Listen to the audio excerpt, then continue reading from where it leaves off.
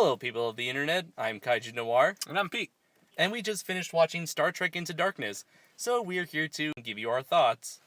So, this is the sequel to the 2009 reboot of the Star Trek franchise, a movie that you and I both really loved. Yes. And it was a movie that the majority of America loved, since it was the movie that brought Star Trek back to the public eye. It was very well received, and for good reason.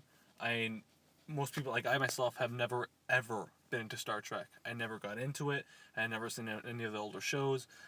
But the movie presented itself in such a way that I got into it, and which is why I wanted to see the sequel.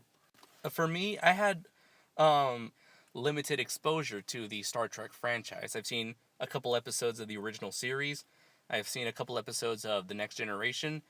And I saw the movie, the 2009 reboot, back when it first came out.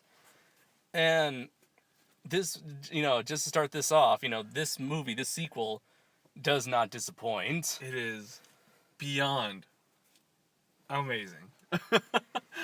Although I just have to say, Star Trek Into Darkness, I don't know, I just find that one of the most awkward titles I've ever seen in recent years. I kind of agree. It's a weird title to give it, Into Darkness, but Are they? I get they're trekking into darkness. So is it Star Trek Into Darkness? Star Trek, or is it supposed to be a subtitle Star Trek Into Darkness? It seems like I don't know if it's supposed to be a subtitle or it's supposed to be Star Trek Into Darkness.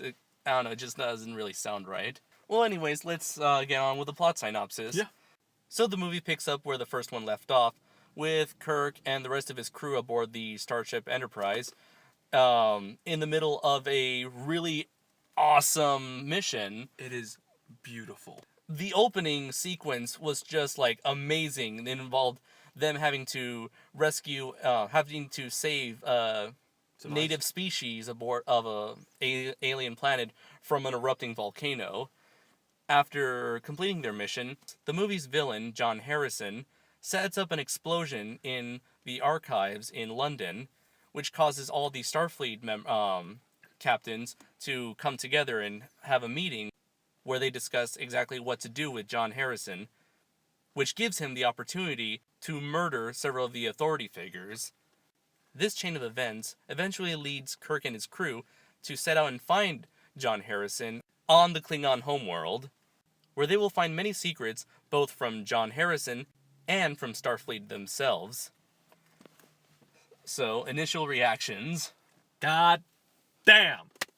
That's all I can really say. This movie, again, it just blew me away. I didn't see any of the trailers. Did you, by any chance? Well, the main trailer played quite a lot in the last few movies that we have watched. Oh, that's true. Although they didn't really show much of the story, other than that the Kirk and his crew are trying to find this one guy. Mm-hmm. But other than that, I didn't knew much going in. Right. One of the things I really liked about the movie is the partnership you get between Kirk and Spock? Spock, yeah. Kirk and Spock. I think that's their relationship is one of the more important things in this movie. Wouldn't you? How do you feel about that? Oh yeah, I definitely have to agree with you. I mean, the relationship between Kirk, played once again by Chris Pine, and Spock, played once again by Zachary Quinto, it feels really believable. It was highly entertaining seeing them talk amongst each other, have their logic clash with each other. Oh yeah, and they did often, and that brought up a lot of funny things too. I realized in this movie, I think compared to the original, I think Spock is trying to be more logical and less human, but it brings out more funnier moments. But at the same time, it's not overbearing. It's not too cheesy, and eventually you do see a human side a lot as well. And besides Kirk and Spock, everyone who was in the first movie are back in this one, and they are all just as entertaining and fun to watch as they were in the 2009 film. Yeah, and I think they're even more fleshed out, which I really like. They have a lot more interactions with other characters. And I think that's one thing I really like, seeing them interact a lot more with each other. The two characters I absolutely love in both films were Carl Urban, Judge Dredd, as Bones, and Simon Pegg as Scotty. Yeah, those two had some pretty hilarious moments. I won't deny that. I just love every single scene that those two guys were in. I mean, besides Kirk and Spock, I love Bones and Scotty in these two movies. Yeah, but I don't know if this was part of his original character trait, but I like how Bones is always so negative about everything. He's just like, I know this is gonna go bad. Yeah. I don't know. I feel like that brings out, like, again, he's like almost in a sense a comedic relief. Yeah, I mean, it seems like this movie has a very strong sense, a very strong element of humor, and the humor absolutely works in this movie. Absolutely, I definitely think there's more drama than humor, but I love it. I love it. It works it works really well. I feel like it's supposed to be that way.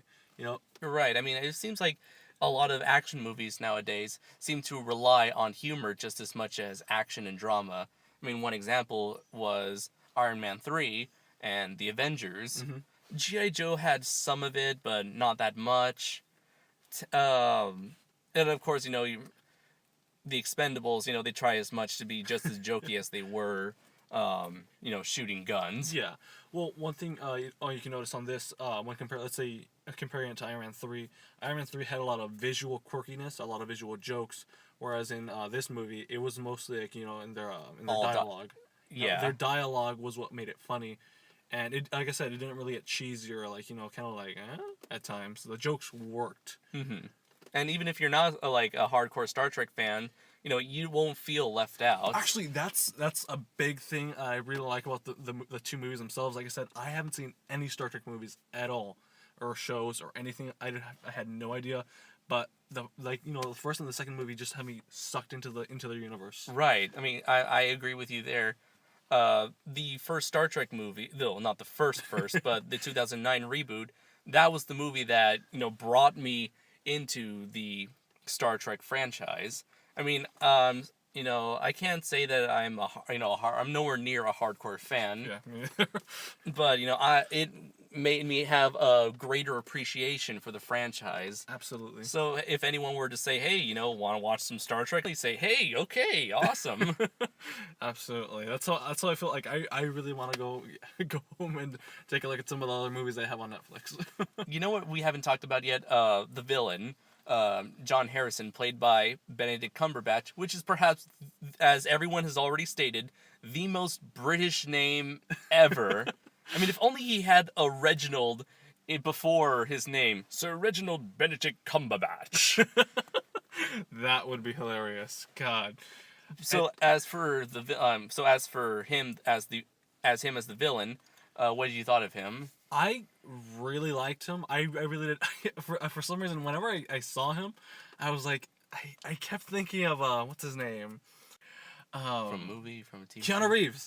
I don't know why. I felt like he had that Keanu Reeves face, or like looking at him. That monotone face. And I really enjoyed it. I feel like, well, actually, no, I take that. Sorry. Hold on. Yeah, I don't know. His face itself. Something about his face, like, as monotone as it was, it still felt really powerful to me. You were imagining that he was gonna break out into a whoa at any moment. How about you? How did you feel? I really enjoyed him. I thought he had a very large presence whenever he showed up. His dialogue, his voice, whenever he says something, he means serious business. Absolutely. When he does something, he is set out to finish what he will start. Yeah. And while his appearance seems monotone, like you said, his dialogue, he's a very intellectual man. He's a very intimidating person. And he's a guy who uses crazy brute force. Yeah. When he's in a physical fight. His action scenes are some of the best in the whole movie. Speaking of the action scenes, this movie has probably some of the best action set pieces since something like the Marvel movies. I mean, like, it was constantly trying to top itself Oh yeah, at every turn. yeah. There was just so many amazing scenes. It's incredible. Did you get a sort of Star Wars vibe watching this movie? I can't say I really did actually. I don't know. Maybe it's because it's been a while since I've seen the Star Wars movies, but I didn't feel that way. I kind of did, especially when we were whenever there was a scene that was going through the inside of a spaceship, or you see like an area, a set piece where there are multiple ships taking off. I felt like I was in the middle of the Disneyland Star Tours ride. How I can't And like again, there were like the laser blast, the laser shootout scenes, There's a lot of those. the air, the space, the dog fights in space. Uh-huh. It felt very Star Warsy. The Scotty scenes. Scotty, oh yeah, well, he's like running around inside the big ship. Yeah. I guess in a sense I can see what you're getting at. Yeah, a tad bit. Yeah, so like that's I guess if there was one thing that kind of bothered me was that even though I'm not a hardcore Trek fan, or Trekkie as some people might say, I know that Star Trek is the original Star Trek show was a series about exploration, and not actual combat, which is why one show is called Star Trek and the movies are called Star Wars. This movie felt more Star Wars than Trek. I can see because they're not really adventuring into too much. Right, and that was another thing that bothered me. At the end of the first movie, you hear the classic line spoken at the beginning of the TV show, "To boldly go where no man has gone before," and yet they do that at the beginning of the movie, but they don't do a lot. They stop the whole exploration thing at the end of this movie. Then they say, okay, now we're gonna boldly go where no man has gone before. Even then, if there is a sequel, which there more likely will be, the way with the events that happen in the movie, I don't feel like there's gonna be much exploration on the next one. I feel it's gonna be more of a conflict. Between, just like this one in the 2009 movie. Somewhat with the new enemy that's been introduced. I'm not sure if like Star Trek fans are going to enjoy that. I mean, I have a feeling that they should have at least made a mini series to set in between the first and second movies, just so we can get that sense Adventure. that they've already the crew of the Enterprise has gone through multiple missions for this movie. And it's funny you say that because even in the movie itself, they do address that. They say that we're not military. We're I just distinctly remember them actually saying that. I think it was Scotty who was mentioning that. Right, like they're not prepared for war. They're meant for their mission was exploration. So yeah, like, if there was one thing that kind of bothered me was that there was no exploration. Yeah, I definitely agree with that. I do like how in the beginning they're in the middle of it's technically like an exploration. Right. They don't show the beginning because obviously they've been doing it for a while now. So I do like that. But I wish we could have actually seen that. Yeah. Or gone more into it because the people in the very beginning, the culture that was there, they were really interesting. The whole design on them was creepy. Right. At the beginning of the movie, they're on a very I don't want to say primitive, but they're on a planet where the people are not as technically advanced. They're sort of like say primitive. They're sort of like cavemen, pretty much, or like some sort of Mayan, Aztec-like culture. Right. And it's kind of an interesting angle that that Kirk and his crew are not supposed to make actual contact with them. Just let their society evolve their own natural way. I wish we would have seen more of that, but going back to the film itself, we've already discussed how we've loved the dialogue, we love the characters, we loved the action, we loved the set piece, the environments, the set pieces. What was one thing? What were the things that you did not like? I know we talked about this before. I don't know if you want to mention it, but there was that one line close to the very beginning. Oh yeah, that kind of didn't feel like it should have been there. Right. I'm sure many of you who are into Star Trek know the classic line, "The needs of the many outweigh the needs of the few." That's a very important line of dialogue from the second Star Trek movie. It's a very notable line. It's gone on to be something big. You know, it means a lot to a lot of people nowadays. Not even people who don't or are not into Star Trek have at least heard of that line. Right. And they bring it up here, and as like a throwaway line. I don't know. I just thought that it wasn't very respectful, or like it just wasn't very. It wasn't a very proper use. I feel like it was that line rushed in, you know. Yeah. And that it was kind of disappointing that being just thrown in there. It was, you know, it was purposely the situation they were in was purposely thrown in there just so they could use that line. I feel that was you know, a big part of that, just so they can throw it out. Which I guess that leads me to what my biggest problem of the movie was that just that line was only a small piece of many elements that they were trying to borrow from other sources, Star Trek sources. I feel like they were trying to use too many elements from past Star Trek movies and television shows, and try to put their own spin on it in this movie. So less of an homage and more of like a copy. Right. I mean, I thought that J.J. Abrams was going to do his own thing with the Star Trek movies, but instead he's sort of like remaking other stuff. I see what you mean. Like you thought he would be making his own new adventures, right? As opposed to using, you know, the source material from the last movies.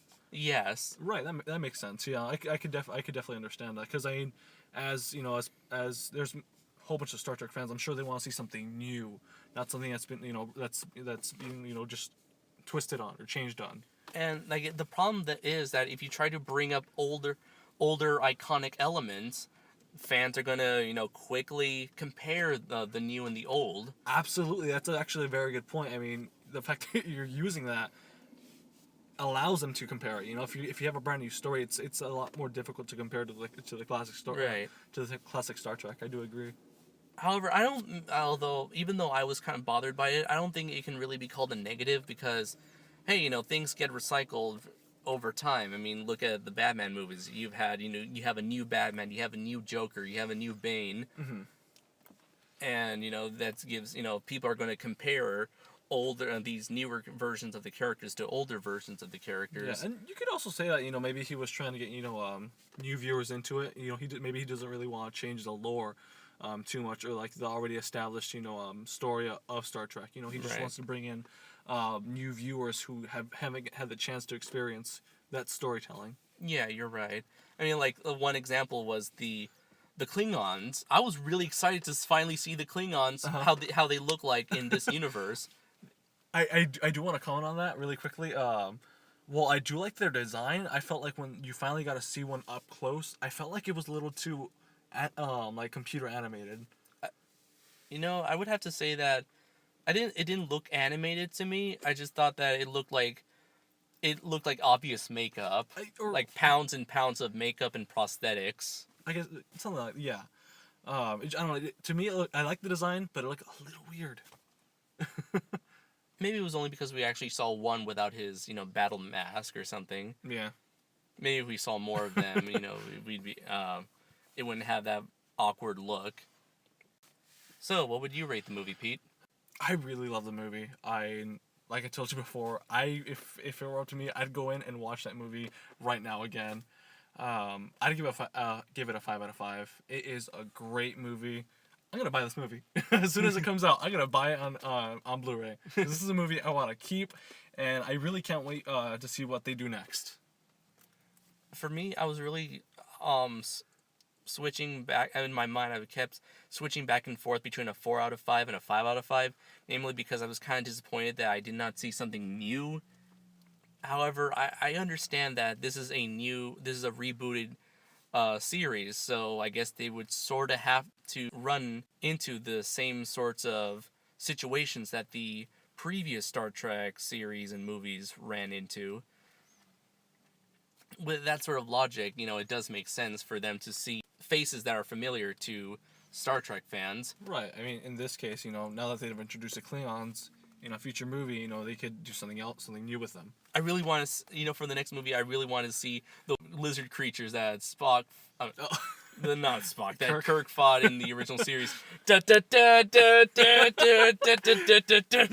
By the way, did you feel like they tried putting in some music similar to that in the movie? No, I really wanted that music, but Yeah. I really wanted that music, but I didn't hear it at all in the movie. Yeah, I think that would have been like a nice little a nice little throwback or a nice little joke in a sense. Yeah.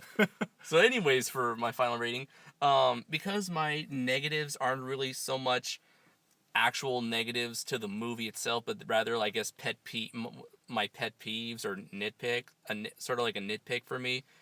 So I'm gonna have to give this movie a 5 out of 5.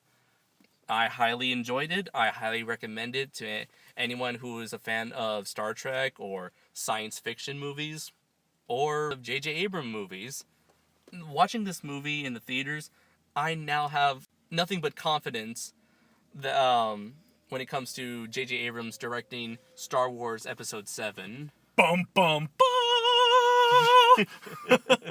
I really can't wait to see what comes out with that or what's gonna happen with that. Right. I think with the Star Trek movies, you have a taste of what we're going to see. Yeah, I mean, we're gonna see. I have a feeling that we're gonna see like great characters, great dialogue, great action sequences. Mm-hmm. No young Anakin Skywalker or Jar Jar Binks. Yeah. Well, keep in mind with this, he has to create new stories. He can't go back and use like the older stuff. So we You're right. So he's not gonna. Yeah, he doesn't have anything to fall back on. yeah, but still, obviously it's shown that he's done a great job with the Star Trek series and with other things as well.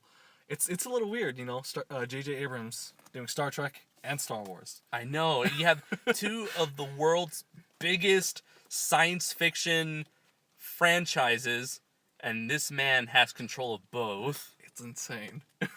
It's like you're like being the god of two universes. Oh yeah.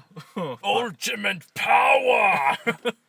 And the sad thing is, like, I know for a fact that no matter how good the movie is, people are still gonna hate it. What, Star Wars Episode 7? Yeah, I have a feeling that no matter how good the movie is, people are still gonna oh, this and this, but that's natural. This should have happened to Luke Skywalker because in the books he did something different. Rabble, rabble.